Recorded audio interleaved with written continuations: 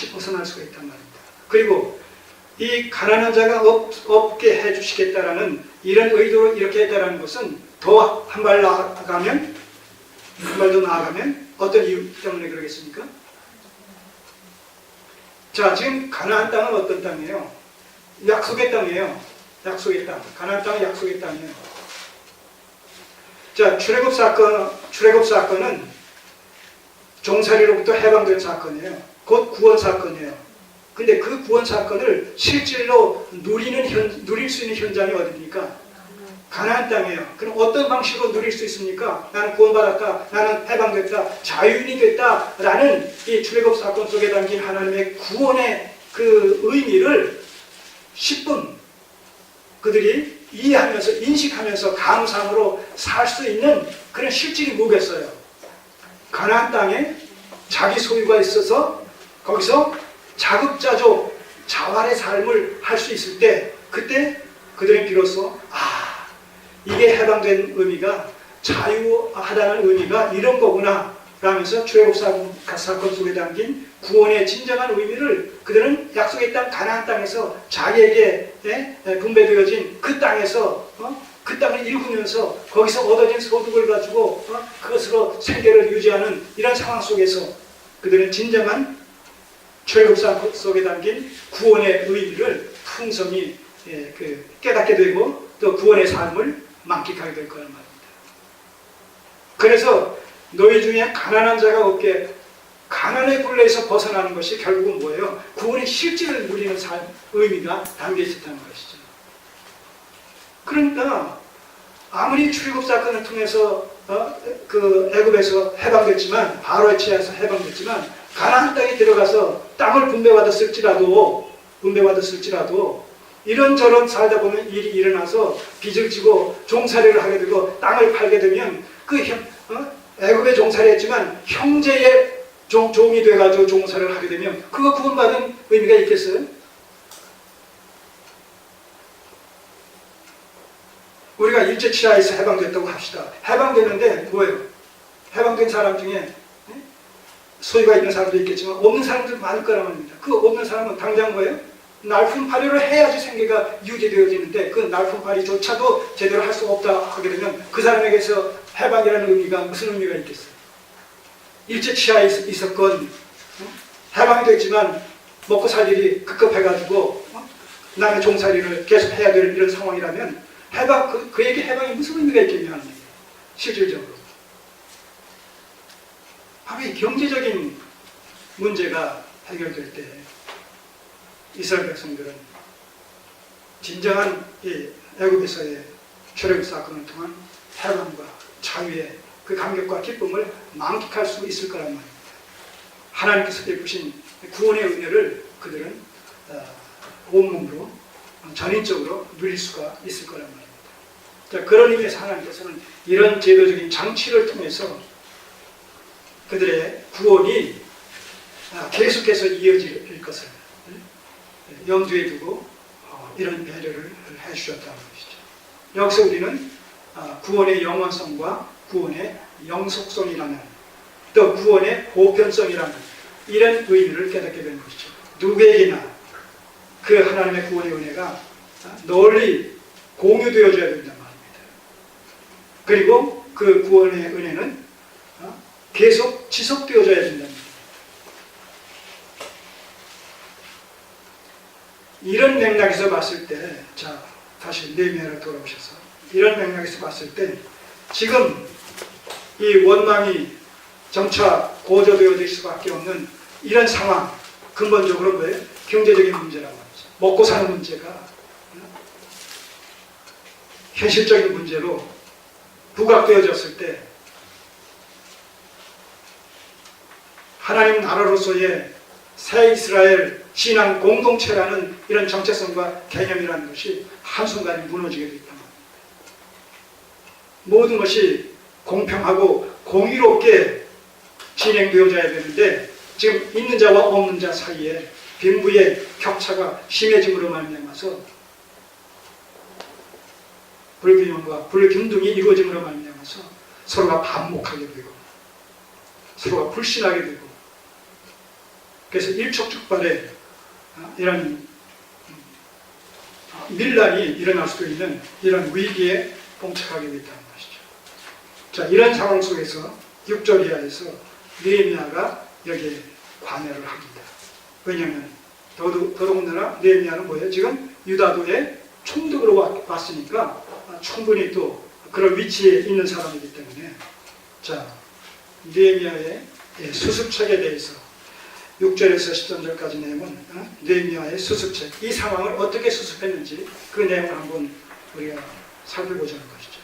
6절, 내가 백성의 부르짖음과 이런 말을 듣고 크게 노하여 중심에 계획하고 귀인과 민장을 꾸짖어, 대표자들이에요. 권세가들 꾸짖어서 이르기를 너희가 각기 형제에게 취리를 하는도다 하고, 형제에게 취리를 하는도다. 취리가 뭐예요? 돈 빌려주고 이자 받는 거야.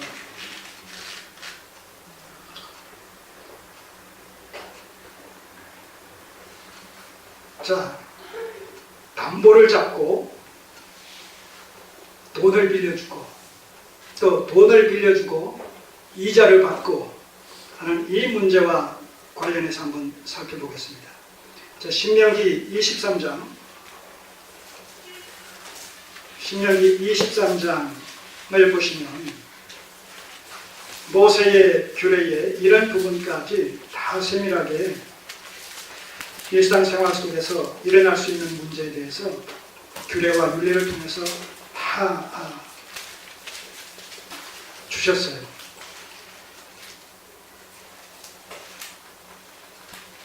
23장 19절 20절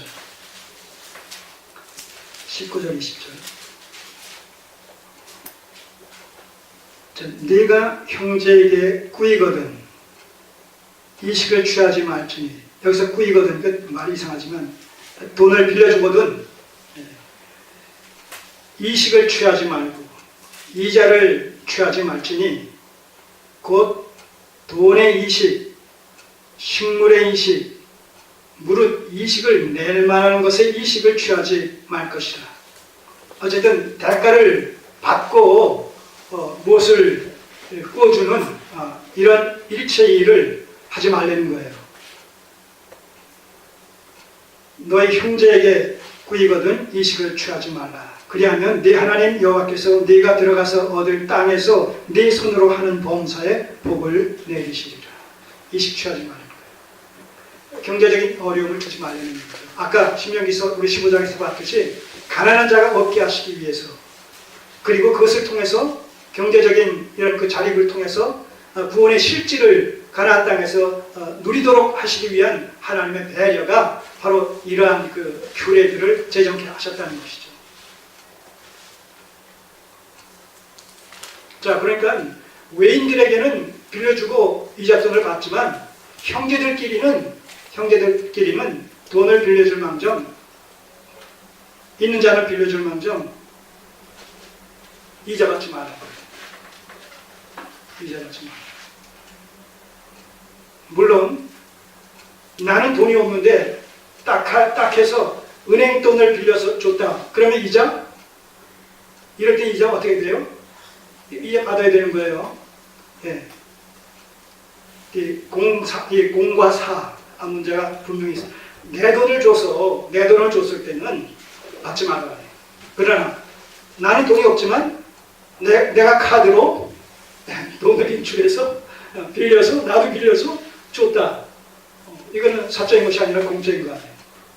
그럴 때는 이자 받아야 된다. 그거 받는 거 내가 받아요? 아니죠. 난 또 빌린데 줘야 됩니다. 이런 경우는 다른 거예요. 자, 그렇기 때문에 이건 이제 적용의 문제인데, 내가 여유가 있으니까 있는 자와 없는 자 사이에서 일어나는 일이죠. 그래서 이것이 이제 신약의 개념으로 오게 되면 어떻게 됩니까? 신약의 개념으로 오게 되면 그 희년제도가 구체적으로 적용되어지는 것으로서 오순절날 성령의 이런 그 강림으로 말미암아 예루살렘 교회 안에서 어떤 일들이 일어나죠? 유무상통의 원리가 예루살렘 교회에 아주 구체적으로 적용되어지지 않습니까? 있는 자는 하나님께 받은 구원의 은혜에 감사해서 기꺼이 내놓고, 없는 자는 그것으로 또 없는 자들의 필요를 채워줌으로 말미암아 있는 자와 없는 자 사이에 서로 유무상통이 되어지는 모습을 통해서 그 희년의 정신이 아주 구체적으로 그 현실화되어지고 적용되어지는 모습을 보게 되는 것이죠. 오늘 우리 교회에서도 마찬가지입니다. 있는 사람과 없는 사람이라는 이런 그 빈부의 어떤 그 차별성이라는 것은 어느 시대건 어느 나라건 어느 곳에건 다 있을 수 있지 않습니까?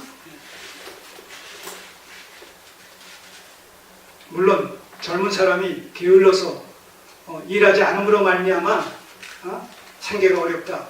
그런 것에 대해서 성경은 뭐라고 얘기해요? 일하기 싫으면 먹지도 말라는. 그래서 교회 속에서 구제한다라고 했을 때 그 구제의 1순위가 누구예요? 예, 무력한, 무능한, 나이 많은 과부란 말입니다. 자기 힘으로 생계를 전혀 유지할 수 있는 능력이 없는 사람. 이 사람을 우리가 교회에서 이런 대상을 갖다가 1순위로 도와야 된다고 얘기하고, 젊은 과부는 아니라고 얘기하고 있어요.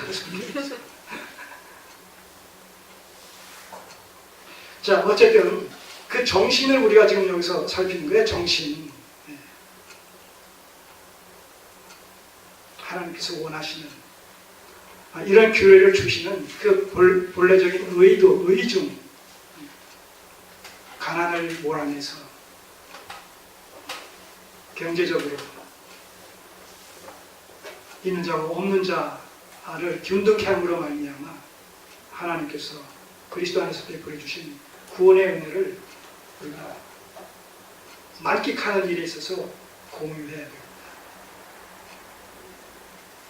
그런 의미에서 가장 공평무사한 그 삶의 현장이 어디겠어요? 구원의 실질을 누릴 수 있는 가장 공평무사한 그런 그 삶의 현장이 어디겠어요? 하나님의 나라 아니겠습니까? 천국에서의 삶이 아니겠습니까? 그 천국의 삶을 이 땅에서 선취적으로 미리 예비적으로 소유해서 누리는 현장이 어디겠어요? 그게 교회 아니겠습니까? 공동체, 교회 공동체가 아니겠습니까? 그래서 그 교회 공동체인 교회 공동체 속에서는 그 공평과 공의가 가장 막힘없이 실행되어지고 구현되어지는 하나님의 나라와 방불한 것으로서의 그런 모습을 갖춰야 되는 것이 교회 공동체입니다.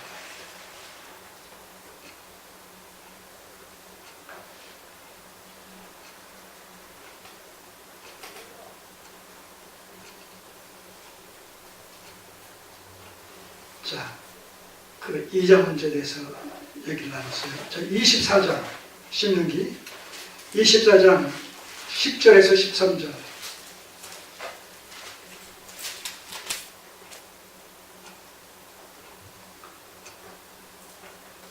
무릇 네 이웃에게 구워줄 때에 네가 그 집에 들어가서 전진물을 취하지 말고, 이 전진물은 담보물이에요.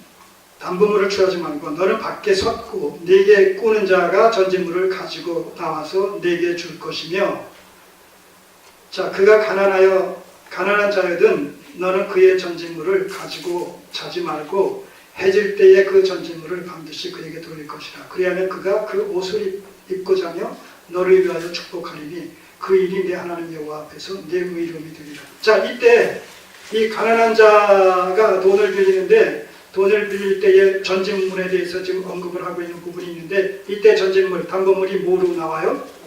옷이란 말입니다. 옷. 이 담보물이 옷이다. 이때 옷은 겉옷을 얘기하는 거예요. 이 겉옷을 얘기하는 거예요.